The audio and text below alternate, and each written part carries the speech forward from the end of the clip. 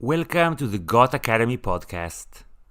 So the Israeli elections of January 2020 are behind us, and the burning question on the ballot was, will Bibi have his 61 votes, his slim majority to get out of jail, his get out of jail coalition, or will he have less than 61 and then we'll either see a fourth round of election, or maybe somehow his airtight coalition and supporters, his airtight coalition will break up somehow. And this was a wild election, a wild last couple of days. And yesterday, the exit polls signaled that he didn't have 61, but he had 60. Today, after 90% of the votes cast, it seems that he's down to 59. So that's what we're going to talk about. Hi, everybody. Hello, Yonatan Miller. How are you doing? I'm trying to, I know. I woke up, I went to sleep, I woke up, I went to sleep, and everything changes like from second to second, and it's like a nice long nightmare. And Yonatan, you're an actor and you're a former activist. I am, yes. And you were one of the core group that started the mass protests that we had here in 2011, right, where 500,000 people went out to the streets in the final protest, but it was like a months-long Occupy Wall Street style thing going on. Yeah, it was like a political carnival, and it was beautiful for a few hours. No, it was beautiful for a while. It was incredible. And it was amazing for a while because you could see the potential of the people who, I think, at that time, people mainly wanted to just get out of their Facebook pages and just see each other on the street. And it was beautiful, but at some point, just like everything else, politics, true, real politics, chipped away. Yeah, chipped away in that. But it's still, it was still, I think, the last time Israelis in general felt some sort of Hope. Yeah, an ability to change and influence the political structure. Yes, and now after, like you said, a whole year with 3 elections, everybody's very cynical about it.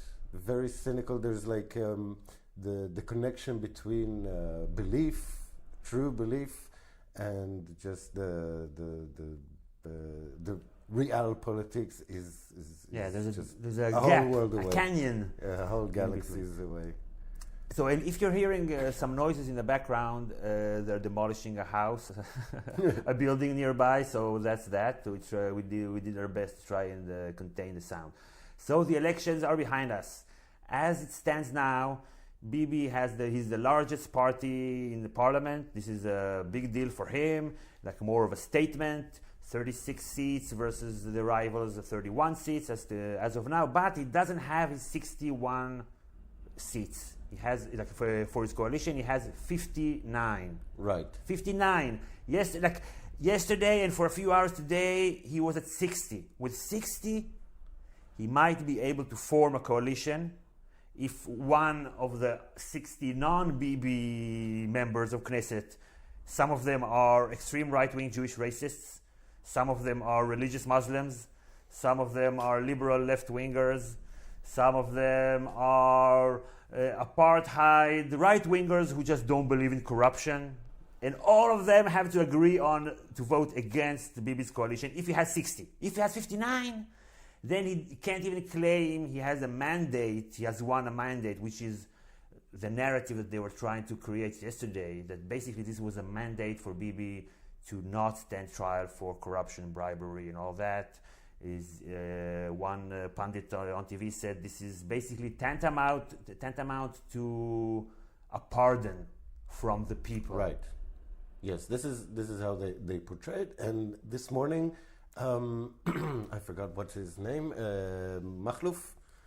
Deri? Miki Levy. No. Miki Zohar. Miki Zohar. Yeah. Sorry, Miki Machluf Zohar said that if the High Court, Bagatz, will tell Bibi, or tell basically the president, that Benjamin Netanyahu cannot form a government because of his bribe indictment. And trial that starts in 2 weeks. A trial that starts exactly a day after someone is supposed to form a government.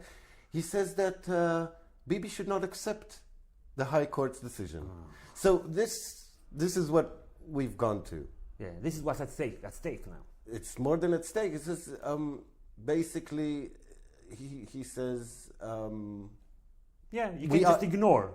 Just ignore it. Yes, because democracy. Use that word, ignore. Because democracy, for them, this is like Trumpian politics 101 that I'm sure you guys listening now know from where you live. Basically, for them, democracy is just like who gets the most votes. Right.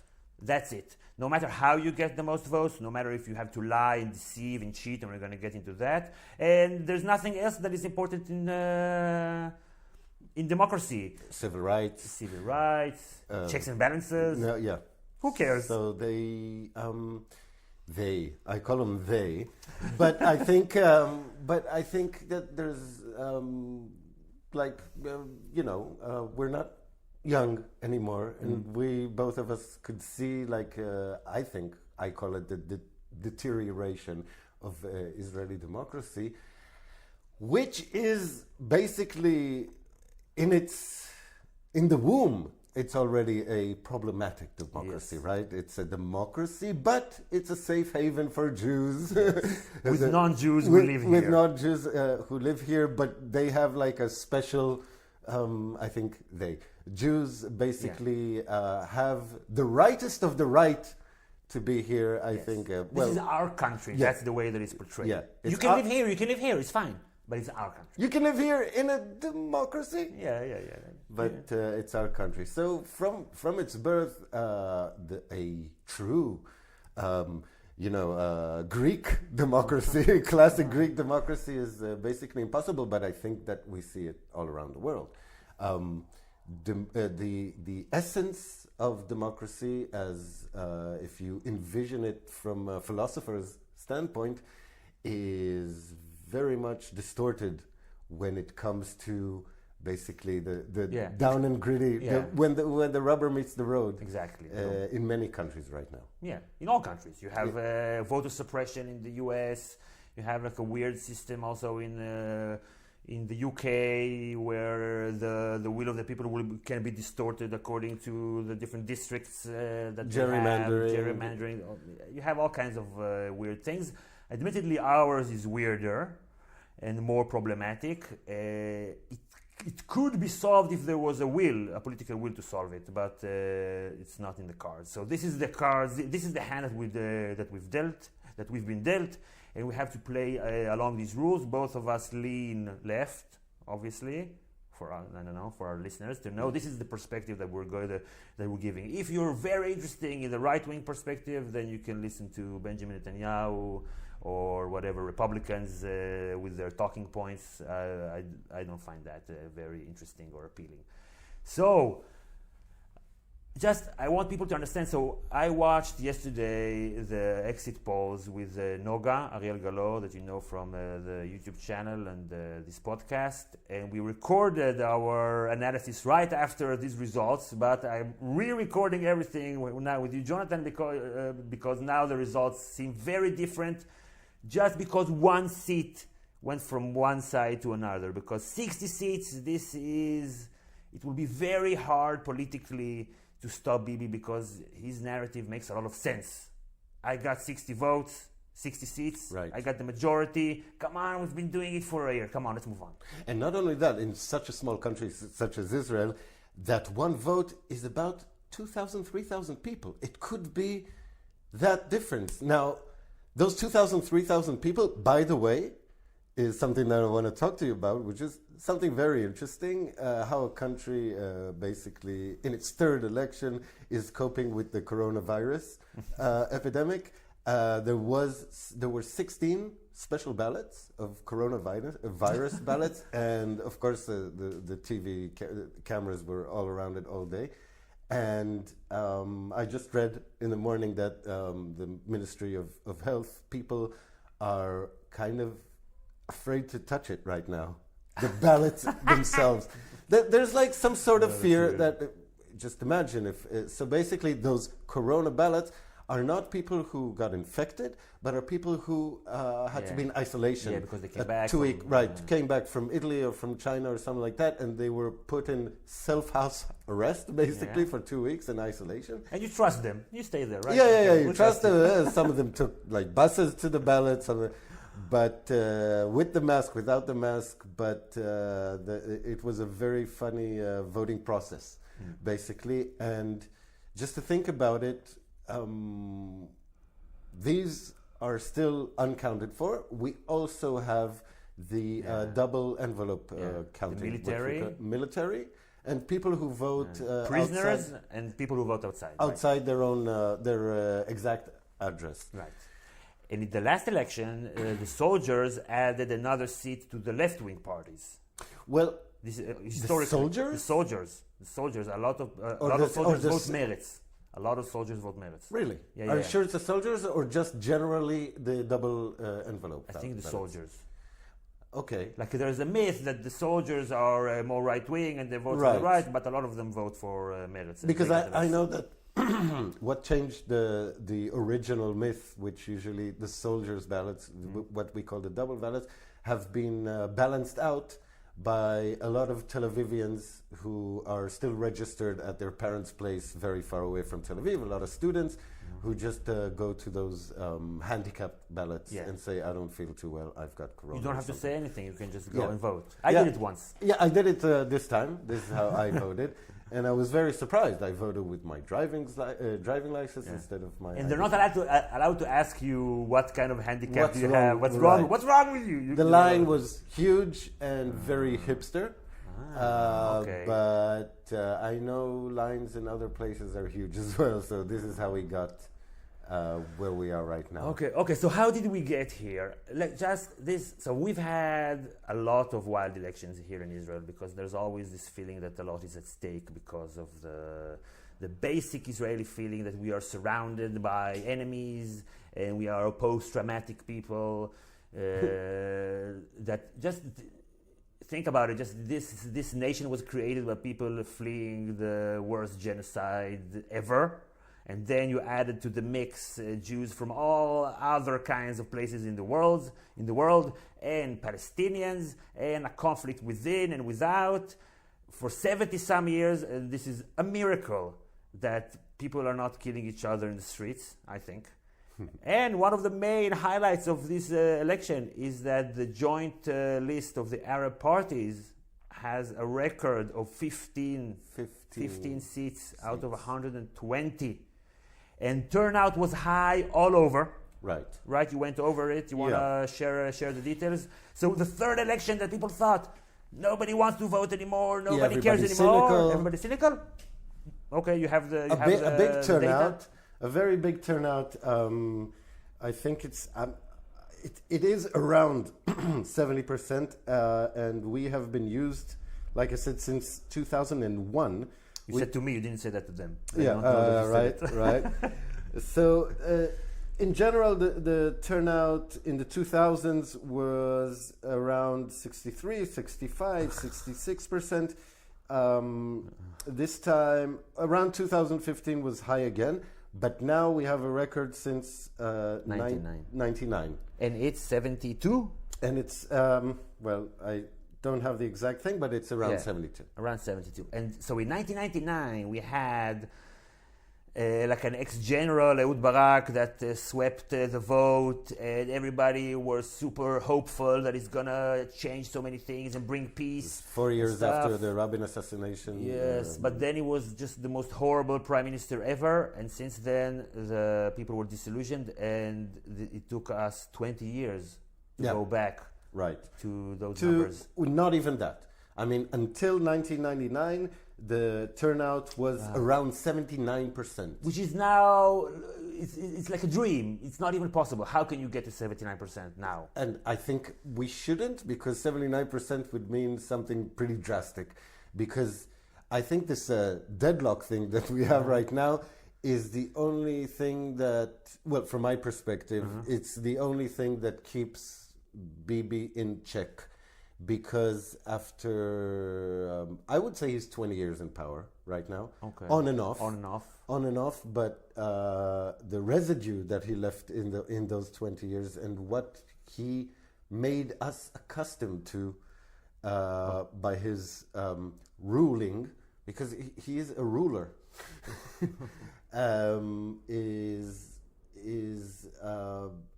pretty happy that we're in this deadlock right now, because I don't see it turning around anymore. Like, we were rooting for another election. Basically, I was rooting. Yeah. I was like, please let us have a fourth election. Yeah. As long as it doesn't have a coalition, his trial will start, something will change. Yeah. And after a fourth election, maybe a fifth election, I don't know. Just let's wait it out until he runs out of gas, he goes, whatever, the trial, something happens. Gets old. It's all, something happens. Just like, don't enact any meaningful policy. Don't give him any more power. And now, the jargon, basically, is him basically changing Israeli law in its root form. Yeah. So that a sitting prime minister cannot be indicted. A sitting prime minister cannot be indicted. Has to basically what the ancient Romans used to do. But they were for a year. They were for a year, and they couldn't be more than once. But then they changed it, and you see it at the end with Julius Caesar. Yeah. And trust me, Benjamin Netanyahu is not Julius Caesar. And not as popular. He's less popular, than Julius Caesar in the parliament. And when he dies, he's not going to leave any money to the Israeli people, okay? Which Caesar did. Okay, what were you saying before? I wanted to piggyback off something that you said before. Turnout, you said the deadlock. Okay, let's talk about what Bibi has made us get used to. Just the last few days, last week, and especially the last few days, his camp has spread just like such low-brow attacks on his opponent that his opponent has been having all kinds of affairs. Oh yeah, and just like pleasuring himself, and has videos of himself pleasuring himself that the Iranians or the Russians hacked to, and they're gonna use that to extort him. This I didn't know about pleasuring oneself from the Russian. Okay. And his son just took a picture, used a picture of this a voter who did a selfie with guns, and he said she's his lover, and she was attacked by by thousands of people and harassed, and you probably heard obviously about the rabbi who recorded. Yes. Okay, so this is gross. This is amazing, and it made the opposition team, blue and white, try to go low as well by calling him Erdogan. Yes. Okay, so what was it about? Which one? The rabbi. Okay, so the main political advisor for Bibi's rival, Benny Gantz, he for some reason feels that he needs to go to his rabbi to talk through some things instead of going to a shrink, which is fine. But I don't know why a secular party would hire a head political advisor that this is the way that he thinks. I'm sure he can find other parties that this is more relevant to. This is a secular party. A job is a job. Okay. But he's also a former advisor to Bibi. Right. So he goes to talk to his rabbi about personal stuff. And the rabbi records him and asks him question about Bibi's rival, Benny Gantz. And the political advisor says, Benny Gantz doesn't have the guts to attack in Iran, even though this is not something that we should do. I don't have the guts to attack Iran. Bibi neither, also doesn't have. But he says this crucial line: Benny Gantz is a danger to Israel's security. This is on tape. The main political advisor for Bibi's rabbi, 2 days before the election, a bombshell report that a right-wing journalist, Amit Segal, a horrible guy, not even a journalist, he's just like a hack. And everybody's panic mode. What? How come he said that? Why did you hire this guy? What's going on? This is a danger. Da, da, da, da, da. The next day, and then Bibi's asked, did you have any part in having this tape released? Me? No. No, like his famous me? Me? No. No. He's got he uses that card so many times. Right. The last time it was, will you try and evade justice by Changing the law. Changing the law? Me? No. And then it does try. So he said it didn't have anything to do with it. And then a day later, the recording rabbi apparently not only recorded Bibi's rival, but also recorded him talking to Bibi, talking about how and when and where to release this tape. So we just flat out lied, and like whatever, manipulating this guy, going to talk about personal stuff. The rabbi recording him, this is like a confession or a shrink or something. Amazing. This is just like the grossest of the gross of the gross. And sandwiched in between, we had another thing that in any country would just like occupy the entire news cycle for a month. Bibi's main political advisor for 30 years, a guy who has been ousted from public service because he obsessively takes pictures of female workers' underwears under their skirt. Mm-hmm. He was recorded saying the worst things about his own audience and constituency. Right. He said that the right wing, the only thing that unites the right wing is hate. That's what he said. And we make them crazy with hate. We make them hate everything. That's what he said about the right-wing people in Israel. And he said that he called them the non-Ashkenazis. The non-Ashkenazis. Because in Israel, it's the opposite of most other countries. The brown and black people are mostly right-wing, and the white people are mostly left-wing, generally speaking. And Bibi is obviously white. His advisor is very, very white. And he says, the non-white people, they're just crazy with hate, and we just like make them even crazier. And they don't care that he's a thief. They say to themselves, of course he has to steal a little bit if he goes into power. This is just like the worst thing that any left-winger can say about the right wing. Right. This is what he's saying about what they are doing. And he has been Bibi's political advisor for 30 years. Obviously, he didn't wake up one morning and just come up with this political theory all of a sudden by himself. This is Bibi's MO. Make these people crazy with hate. This is true. And you know what? Bibi's been saying for such a long time, he's been asking his constituents, which is the worst, left wings or Arabs? I don't know what to choose. What is it? I don't know. Maybe the Arabs? No, the left wing Israelis, the Jews, who align with the Arabs.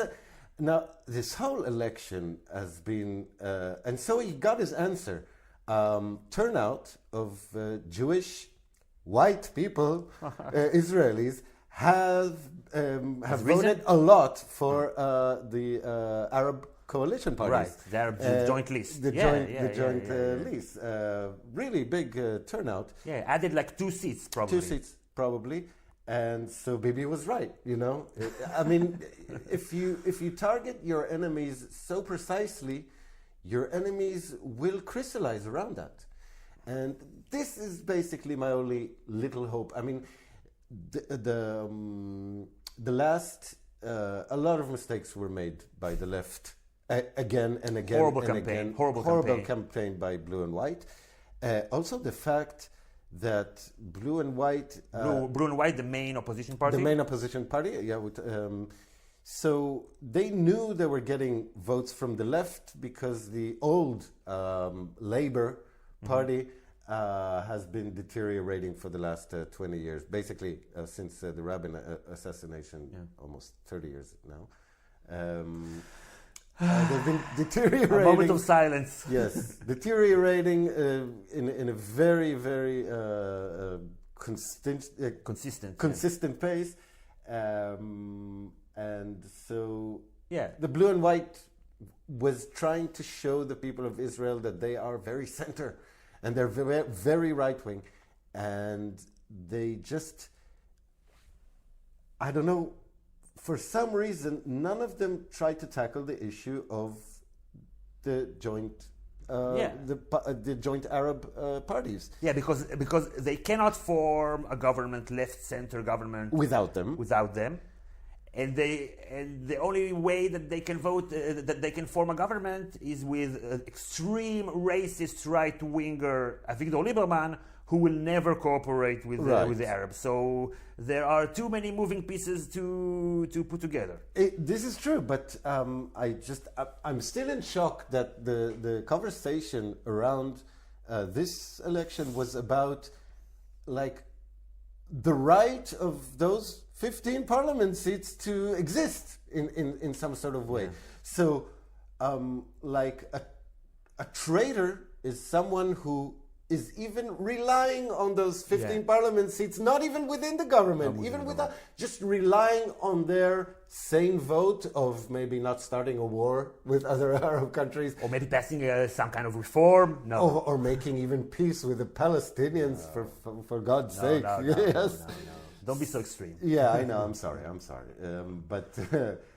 But I think this just goes to show that democracy is something that should be educated in some sort of way. Before educated, maybe we do need some sort of constitution, because until we get that, we could. So Bibi's plan. I'm sorry that I'm going to another place. Bibi's plan is to get 61, or maybe to get a 60, like you said, and try and do that, and actually pass laws that will have direct effect on the judicial and the High Supreme Court of Israel. And the fact that this is possible makes me say, I don't really know all the exact moving parts of our democracy, but the fact that you can do that is really scary. Yeah. It's really scary that tomorrow he can pass laws which actually do remind you of... Let's not go there. Ancient Rome. No, I'm saying, I'm saying... I thought you were going to say something more recent. No. Well, you know... No, come on. Let's not go there. No, South America, Romania... South Africa, a lot of places where it's like a mock democracy, or like you said, the people's vote is whatever counts. Hungary or Poland or whatever, where they're doing also all kinds of judicial reforms to try and curb the power of the checks and balances, to curb the checks and balances, and just do whatever they want to do. But he didn't get there. Not yet. Let's see if there's another thing, like 90% when we started recording. It was 90% true vote count, although we still have to wait another... 59, still 59. Yeah, now the last 10%, why 59? This is just so close. It is. So, okay, and so we're talking about the joint list a lot, like at least it seems the 2 seats of left-wingers, Jewish left-wingers went there. Right. But the Jewish left-wing has been decimated. We used to have like plus 40 seats, like 40 plus seats like 20 years ago. Right. Now, 7. That's like 6%, I would guess. And it's amazing. I'm trying to think, the old base, what happened to the children of those kibbutznikim? They went to vote to the Blue and White, because Blue and White was basically the only party that could say we are the ones that want to form the coalition instead of Bibi. But their problem is, they have a lot of problems, but basically they were playing with like a hand tied behind their back by Bibi's rules. Bibi, he has no inhibitions whatsoever. No inhibitions. If whatever he needs to do to win, no matter how low it is, it doesn't even matter. If he needs to cheat, he will cheat. And they were cheating throughout the day. They did some illegal stuff throughout the day. Had to pay fines. Also last time, also the time before. They just don't care. Blue and White, they said we will not cooperate with the joint Arab list. And basically they were handicapping themselves. Why are you not going all in, say we will do whatever we need to save this country? Right. They want to say that we are racist, that we will sell this country to the Arabs. Let them say we will create a different narrative. But they were playing by Bibi's narrative. Right. They were trying to show everybody how right wing they are, so they can drink votes. This is how we call it. Kind of drink votes from the right, because. Yeah. But right-wingers who don't like corruption. Let's think about it. Have they depleted all the left votes they could? think about it. I mean, the left is depleted. If you think about it, and that's Bibi's doing. That is, but also the left's doing. Of course. Obviously, of course. it's Bibi's doing, but basically both of these. So this is like a union of Meretz, like the liberal progressive party, and Labor. Well, Labor Together under yeah. Labor, Yeah. 7 seats, and one of those 7 is a politician that is not actually even left wing. She's not left wing. She is socialist, more nationalist. She is nationalist. She's socialist nationalist, not nationalist socialist. It's a different thing. And she's the only. I don't know if we can say that about Israelis, but she's only the person of color. No, Amir Peretz. the head of the list. Oh, right. The head of the list is also, but he's very white. She at least. No, he's not white at all. Come on. No. Since he took off that mustache, he looks a bit whiter. This is true. Yeah. This is true. So basically, this, like, I don't know, these parties need to somehow cease to exist in some way, so we can have a new left, a joint Jewish and Arab left. There's no other option here. Just we look at the math. As long as we're being led by racists or cowards, the center left, the only thing for us to hope is that whatever, in the 6th round of election, Bibi dies or gets convicted or whatever. I don't know. It's that just like, why not play to win? And you can see that they were always trying, like they never controlled the narrative throughout this campaign, just reaction after reaction, instead of everybody talking about Bibi's trial that starts in 2 weeks. In 2 weeks, it's trial for bribery. Nobody talked about that. Everybody spoke about, is Benny Gantz stupid? Is he pleasuring himself? Is he going to work with the Arabs? He can't even speak, blah, blah, blah. And so, another thing, right? So, this advisor that said that Bibi is a danger to, that Gantz, his own client, is a danger to Israel, the list of advisor and former heads of the army and Shin Bet and Mossad who say that Bibi is a danger to Israel is like, you need like 3 A4 pages for that. You need a telephone book for that. Yeah, scroll down, like tons of people say, but the narrative is never there. Always reacting to whatever Bibi is saying. Because this is, well... okay, just one last... look at his track record. Just one last thing on that, and then I'll let you go. So blue and white, their narrative now, after the election, is that we had a sabotage from within by Bibi, and this is why we lost, which is a good narrative, I think, but you seem to disagree. Go ahead. Well, when you look at Bibi's track record, he's like undefeated champion, world heavyweight. He's a knockouter. Even at the 12th round, after he's been knocked out, he always comes back. So people are afraid of the aura of that. And I've heard a lot of people talk on television, and one of them, the one that we don't like, Amit Segal, I hate him, but he's very right sometimes. I disagree. Okay, go ahead. I mean, I hate his opinions, but sometimes he's very right. And for a long time, basically, what you said is right. It's not like we have our own way, we have our own ideas. It is just not Bibi coalition. Right. Yeah. Now, it's like the never Trumpers, the never Bibis. Yeah. Some of them are right wing, some of them are pro settlement expansion, mm-hmm. Some of them are left wing. The only thing that unites them is not Bibi. It's just Bibi. Yeah. Some of them basically, Avigdor Lieberman basically was Bibi's right hand. He was his minister of... One of them was his minister of defense, Ya'alon. 2 others were advisors. Yoaz Hendel and Tzvi Hauser were advisors. People have been burnt. Personally. And they've seen what this man does, and they said, basically, I don't care whoever I have to be with. This guy is... But not Arabs. They will not work with Arabs. Of course. This is, okay, I don't care no matter who I have to work for, as long as it's Jewish. As long as they're Jewish. Well, I'm not sure about that. I'm very not sure about that. I think... they thought that if they had like a collage of ideas within this party, that everybody would listen to them. But I think what they have on the other side of the fence, on the right side, you know exactly who you hate. You know exactly that there's only one king. He's called Bibi. And under that, nobody, there were preliminary primaries in the Likud. Yeah, you got like 80% of the vote. 80% of the vote, there's like nothing to talk about. And this... And there's one message. Everybody is saying the same thing. Right. And on the other side, you have people who are trying to like gather votes.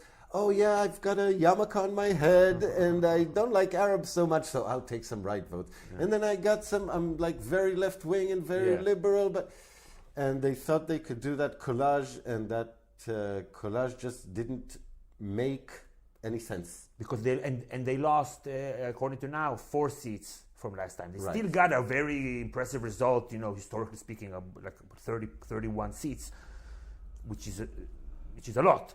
Which is a lot, and it's, for a party who's been existing for 1 year, just only goes to show what is happening to the classic left, basically, or center. Because of Bibi. Because of Bibi. We're just like, let's just get this guy out of here, and then whatever it takes. Put Bozo the Clown there. I don't care. Just anybody. Which I agree. I agree. But we didn't vote for them. I would even put you there. Thank you. But we didn't vote for them. Did you vote for them? No, I didn't vote for them. We voted, I think, for the same party. The Labor Meretz party. The Labor Meretz party, which usually all the past elections was, I don't know, maybe I should vote for Labor. I don't know, maybe I should vote for Meretz. And it was like until the last minute, I used to even hold both tickets in my hand and even go like, I don't know. And now they're together. And just barely. They look like a ghost. Because why are we voting for them? The only reason that we're voting for them is to have just like a few people who are sane. And I would say that are left in some way. But it's not like a happy or excited vote by any stretch. No. And I vote whenever there was an Arab majority left wing socialist social democratic party running in itself. That's the party that I voted for. But when it's the joint list, you have also right wingers there and religious folks, Muslims. And I don't vote for the religious Jews here, so I don't want to vote for the religious Muslims or right-wing Muslims. I'm not interested in that, so I ended up voting for the Labor Meretz union, but wasn't happy about it at all.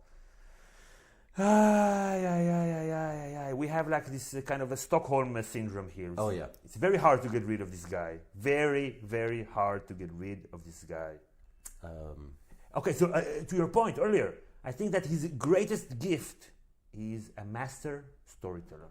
He tells the best stories. Amazing. The best stories. He doesn't, I haven't seen him even sweat this time. I haven't seen him sweat even. I mean, usually there were a lot of, and the fact that things look worse and worse for him in his justice department, basically, with his indictments. Yeah. You would think that the man would. I'm saying here's the crack, and it's just amazing. Because he's fighting for his life, and But a man who's fighting for his life should sweat. And, but he was sweating the last time around. Yeah, the last time around, but this time it was after the indictment. That's the big difference. Before that, it was under consideration, and they didn't know whether to indict him or not. Yeah. This is after indictment, and he bribery. For bribery, 3 accounts, and he got more votes. And he sweated less. I think this again goes to his master storytelling ability, because last time his story was panic. Yeah. Everybody, let's panic. Everything is crazy out there, and it was just like every day making people crazy. And this time around was like, we can do it. He was like, it chose a different story. Let's choose an optimistic story, because I've been telling people to panic for, if you have an election every 4 years, you can tell people to panic every 4 years. But when you have an election every 3 months, then people get tired of being scared all the time. So now it was like optimistic. We're very close to a victory. We're going to get the victory. And he was smiling and happy the whole time. Just like change the vibe. And people that I know that last time went from Likud to Labor, people who all their lives voted for the Likud went to Labor because Labor was socialist and didn't have this union with the Liberal Progressive Party, went back to the Likud and said, Bibi needs us now. Wow. He has this power. Look at him. Look at his how he's fighting. And it's kind of and that is like he has this new story, because up until this "I'm a winner, let's win together" thing, which was his usual shtick, he does have these things, of course, under the indictments, which of course I'm like persecuted. I'm being persecuted, and this is so it's kind of you're right. He's a master storyteller, because he's not only a hero, he's a persecuted hero. So who needs Netflix when you have Bibi? He's like the greatest leader that is always getting beat up on, always winning, and you don't let him win. Both things. Amazing. I mean, I would listen to a historical podcast about that, and I would definitely read it. But I wish it would be like 200 years in the past and not right now, because we are the ones who have to basically Now, I'm pretty afraid of this whole Bibi's back, because I think he's going to push the envelope more and more to the edges of Israeli democracy, and I don't know why,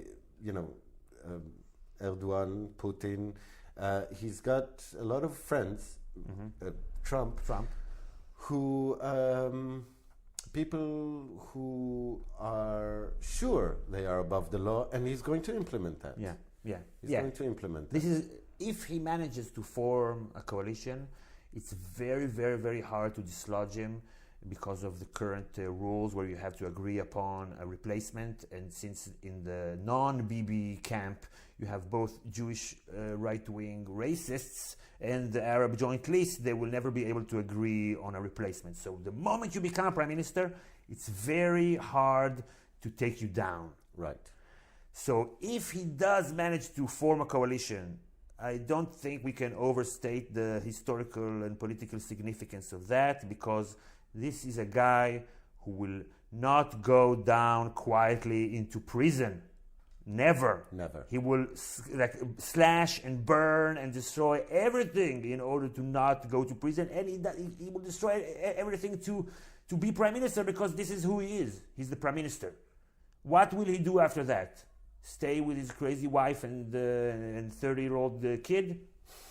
Do what? Who are just like two insane people? So this is what we're dealing with. If he has 59, then we're heading for a fourth round of election, most likely. And that is great news. And this is just like a one seat that can change history for us. Right. Where we live. Where I raise my daughter. Yeah, I mean, the Israeli politics, and of course the area that we live here, and our very short history. I mean, if you think about the United States 70 years after its founding, it was even less stable than Israel is right now. I hope we don't have civil wars. Even though a civil war could, if it's now, we have the manpower to win. If it's in 20 years, we don't have the manpower to win.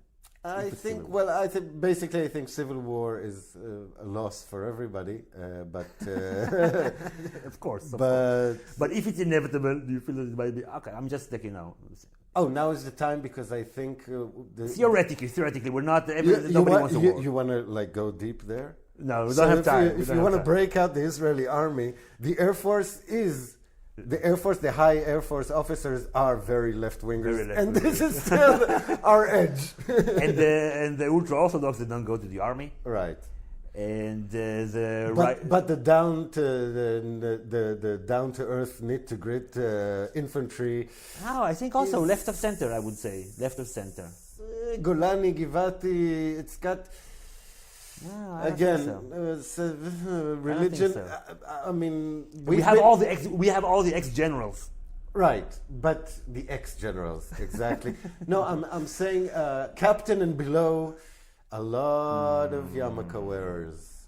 Yeah, but there's still. And don't forget that since big. you and I have been to the army, it has changed a lot. The Jewish belief has kind of infiltrated a lot of parts in the Israeli army. Yeah, and also we should say that the long-term demographic changes in Israel, they go counter to the way that what we see in most other democracies. We're going, like the demographics that are growing are more conservative, more hawkish, more religious. Right. The opposite of what we're seeing in Europe and in the US, where the more progressive, open-minded people, that's the demographics that are winning long-term. So this is why I feel that this is so crucial this time, just because if we lose the chance to change course, then we might not have another chance, because in 10 years, the right will not have 59 to 60 seats. They will have 65 to 70 seats out of 120. And don't forget the 2011 revolution. We call it the revolution, right? It's very funny. But it, like you said, it felt very good. It was very interesting. There was a lot of hope. But the minute it kind of failed its purposes, which one of them, I must confide in you, was just getting Bibi out of there. And this was 2011. That was 2011. The minute it failed, a lot of people started leaving Israel in bulks, going to live in the United States, going to live in Berlin, going to live in Europe, or in a lot of places, have decided to give up after that chance. It was very hard. And of course, most of them are left-wingers who just started their life elsewhere, which I think is very sad. I mean, usually a lot of people go because, a lot of people do to find opportunities. I believe that they actually, and when your country is very young, and Israel is a very, special kind of case. Mm-hmm. Thinking about, just like you, we had a talk just before we sat down, you were thinking about your daughter's future in a political way. I mean, think about how many Americans who just after Trump won said that, I'm going to move to Canada. I don't think a lot of them did that. I don't think so neither. A lot of Israelis actually moved their life. They migrated. They turned into migrants. Yeah. Which is a very hard move. I tried it. I was in Berlin for a year. But you did it solo. I think that when you're doing it as a family, it's different because you have more roots. It's easier. Yeah. It's easier. It's harder. It is what it is. But if Bibi gets his way, gets out of jail, consolidates his power, I think we will see a new wave of people living, and people, who are skilled workers, who are doing all kinds, contributing to society in all kinds of ways, and this will only exacerbate the political situation. And when I was thinking about my daughter's future in this country, I was like thinking, okay, so the Jewish left wing now is like 6%. Okay, so we have also an Arab left wing, but all these, universal ideals that this is how I'm raising my daughter. To be compassionate towards the other, understanding the other's perspective, I think she'll be 20 years old, and what is this the place for her to grow up and be in such a tiny minority? It's not that most people are anti-humanist and all that, but because of this special case, because of the special political situation and all this baggage that we're carrying because of the Holocaust and because of just the story the Jews have been telling about themselves for 2,000 years, when you take all that and you put it in this tiny country with Jews from all over the world and Palestinians, it's just like, it's a very, very tough experiment. And it creates all kind of weird shit that makes people just be afraid, and you can understand why people are afraid. Oh, sure. There's a very good reason to be afraid. It's not like you live in Ohio and Trump is saying a Mexican is coming to take your job. Well, let him walk all the way here. The caravan is coming. This is just like stupid. And still people believe it. Right. Here, you have to work extra hard to unpack this, the panic that is inherent in this society. It's very, very easy to be racist here without feeling that you're racist. It's not like being racist towards African Americans. It's not the same. It's not the same. It's not, because first of all, there is an ongoing conflict throughout this time about, from two peoples who believe in the same imaginary friend, but one of them has an imaginary friend of a friend, and the others don't have an imaginary friend of a friend. I do want to talk. So maybe a conclusion. We're running long, and the battery is running low. Okay, Your so conclusion. our conclusion is that there is no conclusion. But it seems better than it seemed yesterday. It seems that seems we're much close better. to a draw, because if he has Once again for the third time, which is incredible news. This was all that we were hoping for. Right. Yesterday I was like bummed out. Like the review breakdown that I recorded with Noga was just depressing as hell. So this is a good day for me. Okay, go ahead. Sorry. Yes.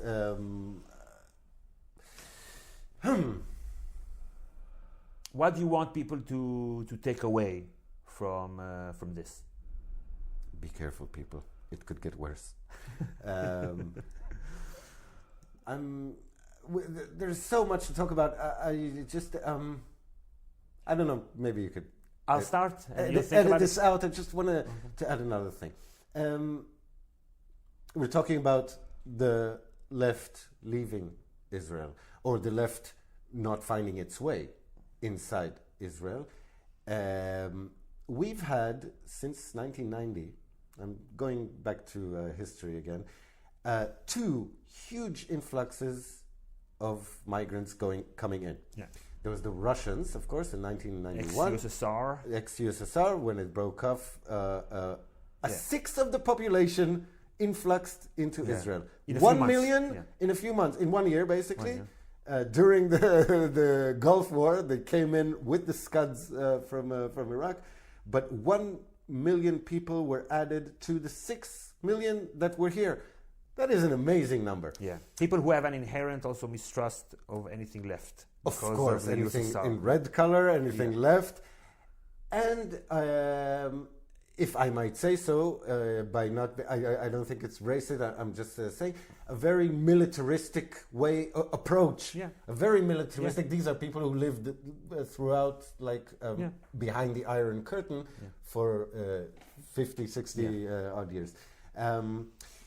Until these people have managed to become more Israeli and less Russian, I think it started to balance out.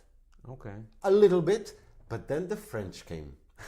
Also right-wingers. Oh, very right-wingers, because these are French people who I think were, let's just say, if you're a Jew coming to Israel, you get an acceptance pack. This acceptance pack is basically a tax haven for 10 years. No tax payment. These people... Without... I'm trying to be just not racist against Jews, but... Yes. No, but they are more connected to religion. They are more conservative. Yes. I have friends, French Jews, they are more connected to... Even though they are liberal in many ways, when they come here, their default position is pro-Israel, and they think pro-Israel is right-wing. And I think it is very easy to warp their minds because they have not lived here. They do not know the inside politics. I remember Russians having like arguments with the Russians about the Israeli-Arab conflict, and a lot of them say, "Why did the Arabs come here? Why did they come? This is our country. Why did they come?" Even though they themselves came here 5-10 years ago. And the Arabs were here all this time, right? They were talking about the Palestinians who were born here, and generation after generations who just lived here, and they do not know the historical effect. So it's very easy to fake news someone because he's like a newborn baby. He could be a 40-year-old man. Yeah. Who could just moved in. He just moved in. He He's can like vote. a baby. You can, of course. Well, this is and this it's easier. This is democracy. And it's easier to sell this person on. You have to be pro-Jewish, pro-Israel against the enemies from within and without. course. It's very easy. Why you're going to move into a country and the first thing that you're going to do is criticize the government? No, this is like the default position is just like, yeah, we're good, flag waving, MAGA hat wearing, And the left whatever. has no like retort to that. You know, the left has no way of trying to. We don't have a good story. No, We don't have a good story. It doesn't sound that great. No, we need a new story. Yeah, we need to right. We need a new story.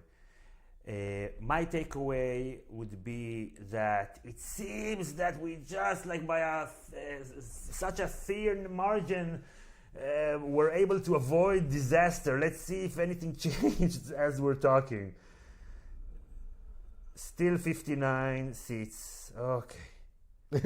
Okay, still 90%. We'll only know in a few hours. If it stays 59, bless God, Jesus, Allah, Vishnu, Buddha. I don't know. Because it will it means that he will have to work harder to get a coalition, and he loses the main narrative that he won a resounding victory. But that wouldn't change if he would manage. First of all, we have this thing of how do you call them, defectors. Yeah, but now he needs two. Yeah, he needs gonna two be harder. defectors. It's gonna be harder, but Bibi has managed to show you that there is no such thing as harder for him. But two is double than one. If he Yeah. just needs one, and if he needs one, he doesn't even need the one. You can do it maybe with 60. Okay, the battery is running out as we speak. So thank you everybody for tuning in. I want to give a shout out to David Patton, who showed me very generous support on PayPal. If you want to join him, you can go to paypal.me/GotAcademy or support us on Patreon, patreon.com/GotAcademy. Thank you, Yonatan. Thank It's been you. a pleasure. Thank you everybody for tuning in. Bye-bye. Bye.